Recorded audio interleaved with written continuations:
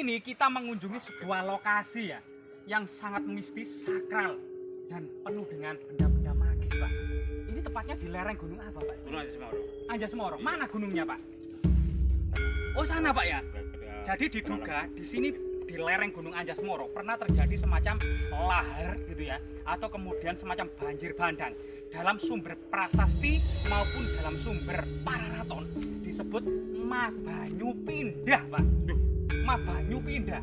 Jadi air gembelundeng atau air yang pindah lokasi. Diduga bersama air ini batu-batu juga berpindah. Yang menurut cerita tutur warga masyarakat setempat di lokasi ini ada suara tangisan-tangisan di dalam batu, Pak ya. Di sebelah mana itu, Pak? Dengan Pak siapa ini, Pak? Pak Darman. Oh, Pak Darman, Ya, asli warga sini. Asli. 7 keturunan, Pak. Berarti masih keturunan Majapahit, Pak ya. Insya Allah. Oh ya, mari Kak, mari Pak. Rahayu. Kita rahayu. Jadi di lokasi ini ya kita akan bisa melihat jagat kita jarak dari kota kerajaan Majapahit yang ada di Trawulan. Di lokasi ini sebenarnya banyak sekali fragmen itu cuwilan nih, Pak ya.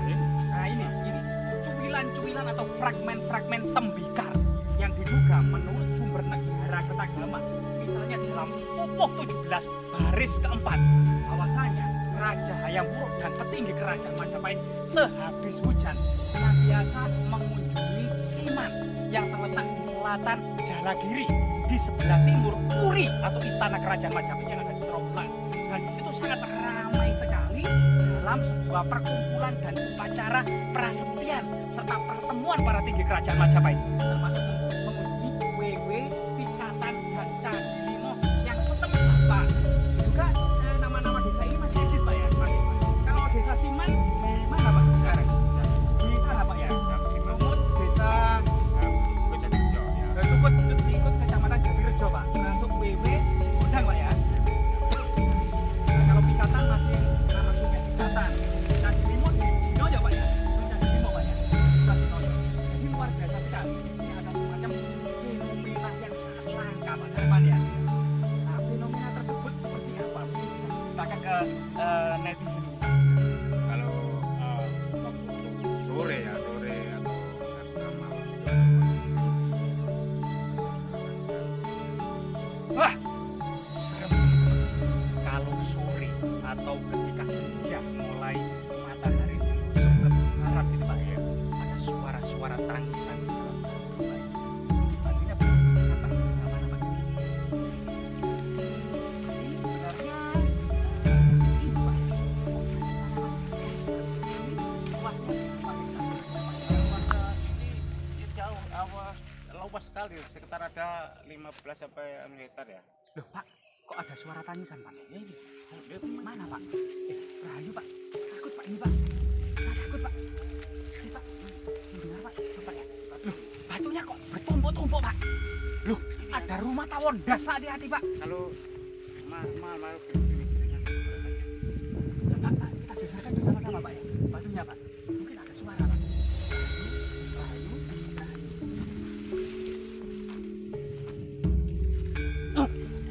suara kan? Suara kayak orang kiri atau orang itu ya. Oh ya. Jadi cerita tutur yang berkembang di tengah-tengah masyarakat ya, teman-teman.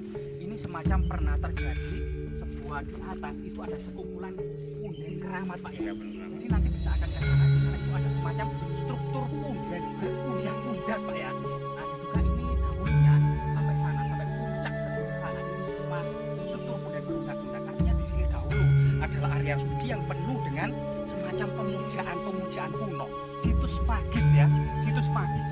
Karena memang pada masa kuno, terutama kerajaan Majapahit, kita tidak menemukan arca-arca yang bersifat Hindu maupun Buddha. Karena ini berbeda dengan struktur-struktur Hindu maupun Buddha, melainkan di sini ada struktur pemujaan yang bersifat kabuyutan. Kalau kemudian beberapa literasi mengatakan kapitayan atau agama asli Neolitik megalitik, Pak ya. Nah, kemudian pada masa kuno sama ya, area bawah ini dibagi menjadi area suci Burloka, area tengah Duarloka, dan area paling suci itu Suwaroka. Jalan juga selain batu yang di sini, Pak, di sini, Pak. Nah ini, Pak. Nah, ini sisik ya, Pak. Luar biasa ini, Pak.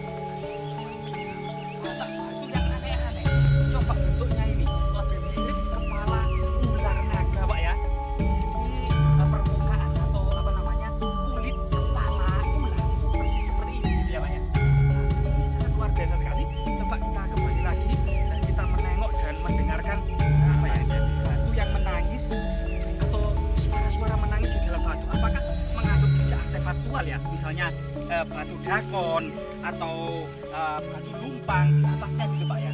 Permisi rahayu, dan tinggalan-tinggalan yang memungkinkan ini memang memiliki jejak-jejak magis. Loh, iya Pak, iya suara menangis. Jadi teman-teman ya, sekali lagi ya, kayak ini kayak minta tolong. Dan apakah memang berhubungan dengan cerita bahwasanya ada semacam puncak sana itu memang ada semacam circle stone atau batu temu gelang ya. Di situ batunya itu mengumpul membentuk semacam lingkaran batu-batu besar, dan ada batu aneh yang ada di tengah. Nanti bisa kita lihat di sana. Dan dahulu diduga gitu ya, ada semacam lahar atau longsor atau banjir bandang yang dalam sumber Pararaton tadi disebut Mabanyu Pindah. Kemungkinan ada semacam di dalamnya itu ada semacam dahulunya di atas itu ada pemukiman gaib gitu ya. Iya, pemukiman gaib atau kerajaan gaib yang itu penuh dengan orang-orang gaib yang hidup di dalam batu, semacam rumah batu ya. Nah, dan itu kemudian ini diduga gelondong dari atas Pak ya, terbawa banjir bandang atau lahar. Nah itu kemudian terpisah dari komunitasnya, kemungkinan itu Pak ya, dari grupnya, sehingga selalu menangis Pak ya, selalu menangis, minta dikembalikan, minta tolong supaya kemudian kembali lagi ke keluarganya mungkin Pak ya, atau komunitasnya. Ini adalah cerita-cerita yang berkembang di masyarakat setempat. Coba kita teliti secara artefaktual ya kesejarahannya. Lokasi ini nanti kita lihat bagian bawah, bagian atasnya gitu ya, dari lokasi ini. Nah, ini ada fragmen tembikar yang sangat tipis Pak, berwarna putih kecoklatan. Jadi di lokasi ini teman-teman, kita memang menemukan sebuah batu yang sangat misterius, seperti batu bertumpuk gitu ya, atau batu terbang yang disangka oleh batu bagian bawah.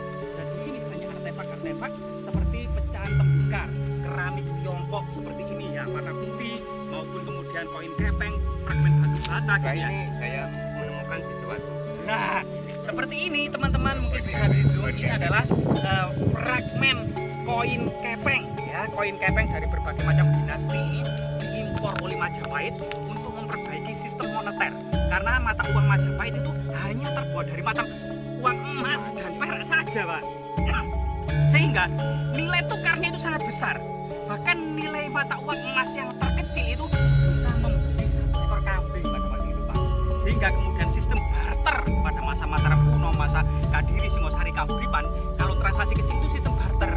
Misalnya pisang ditukar dengan nangka, ayam ditukar dengan garam, ya kan seperti itu. Dan hanya pembelian dalam dalam misalnya pembelian tanah, pembelian rumah, pembelian kuda, itu hanya menggunakan mata uang emas dan perak. Sehingga kemudian dalam Majapahit inilah kemudian diterapkan dan mengimpor banyak sekali koin kepeng dari Tiongkok, berbagai macam dinasti Pak. Dari Cina ya? Iya, dari Cina, Tiongkok. Sehingga kemudian masyarakat di Kamcapul itu pernah menemukan Pak satu gentong Pak ya, satu gentong yang berisi uang kepeng yang itu ternyata masih ada ikatannya. Jadi Ya. uang kepeng itu ya sebagai kemudian contoh seperti ini Pak, kepeng Pak ya. Itu ada lubangnya Pak, ada lubang tengahnya Pak ya. Seperti apa ya? Lubang tengahnya seperti ini misalnya ya teman-teman ya. Jadi uang kepeng Tiongkok itu seperti ini, berlubang tengah. Ini biasanya kemudian diikat Pak. Ya, pakai ikat. Pakai ikat. Kayak itu gitu ya. Nah, kayak hijau atau tali kain. Ya. Itu kalau berisi 25 biji namanya selawe Pak. Selawe, ya. Yaitu selawe. Satu lawe itu tali Pak. Tali, Pak, itu. ya, tali. Kalau berisi 50 ikat nama seikat atau seket Pak. Ya. Nah, nama seket, nama selawe itu ternyata masih lestari hingga saat ini gitu ya. Coba kita lihat struktur punden berundak yang berhubungan dengan situs ini yang menggelondong-gelondong Pak ya. Nah ini coba kita terus Pak. Dari artefak-artefak yang sangat penting ya. Mungkin teman-teman kameramen atau teman-teman yang mengiring kita nanti kalau menemukan bisa menunjukkan kepada kita, karena luar biasa kan ini lagi gempar memang sebuah batu yang di dalamnya itu ada suara tangisan Pak, lagi gempar saat ini Pak, sehingga sekarang ini yang lagi meliput tentang yang lagi menangis tadi Pak. Nah ini Pak, jadi ini seperti batu celeng ini, dan kita naik ke bukit ini terus yaitu seperti menaiki semacam struktur punden berundak-undak. Jadi teman-teman ini akan lihat ada semacam jalur pulau Pak ya. Nah ini kayak batu candi ini teman-teman. Nah candi yang cukup menarik dan cukup besar, dan di sini ada semacam struktur jalan. Nah, itu mungkin teman-teman bisa dilihat, ini ada struktur jalan kuno. Nah, ini ada jalur kuno sampai menuju sana. Juga memang dahulu batu besar tadi, dan di atas sana itu ada semacam circle stone ya, jadi batu temu gelang yang di situ sangat berhubungan dengan ritual magis pada masa prasejarah, terutama atau pada masa kuno disebut situs kabupaten. Sehingga kemudian sini menurut sumber negara Kertagama maupun kemudian dari segi artefaktual, ternyata di sini bisa jadi misalnya dalam 50 ya baris pertama para petinggi Majapahit dan Hayam Wuruk pergi berburu sambil membawa kuda, kereta, senjata, dan sebagian pasukan untuk menuju hutan Nandawa, Pak. Ternyata di dalam negara Kertagama ini tidak hanya para raja, petinggi, prajurit, para pendeta pun juga tergiur dan ikut serta terjun dalam perburuan, Pak. Karena di sini itu sekitar 4 km dari lokasi kota kerajaan Majapahit yang ada di Trawulan.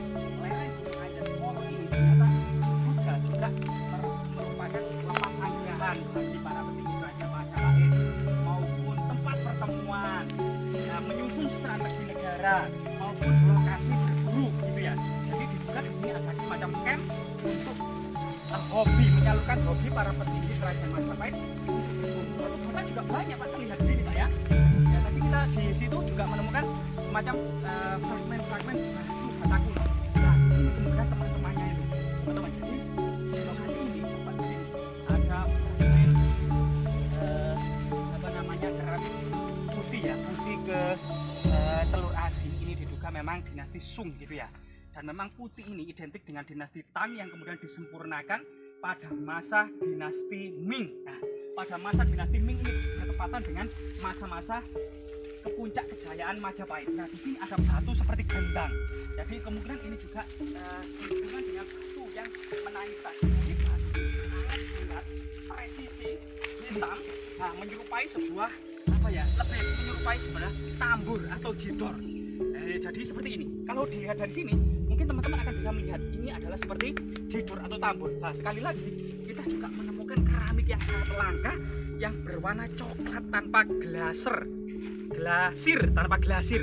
Nah, ini diduga ini produksi Gosari Gresik ya, atau mungkin negara-negara di Asia Tenggara waktu itu yang menjalin hubungan dengan Majapahit dalam Mitre Kasatata, misalnya Campa, Siam, Ayutthaya, Tai, Kemer. Nah, ini negara-negara yang ada di Asia Tenggara yang eksis pada masa kerajaan Majapahit yang menjalin hubungan dengan Majapahit secara Mitre Kasatata. Jadi batu yang sangat misterius ini Pak, yang memang penuh sejarah masa lalu gitu ya, dan menyimpan memori yang sangat-sangat penting bagi kelangsungan dan eksistensi sejarah Majapahit.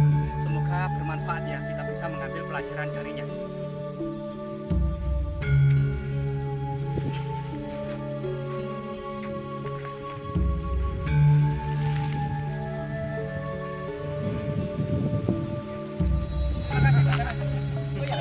Terima kasih Pak Herman atas waktu dan kesempatannya.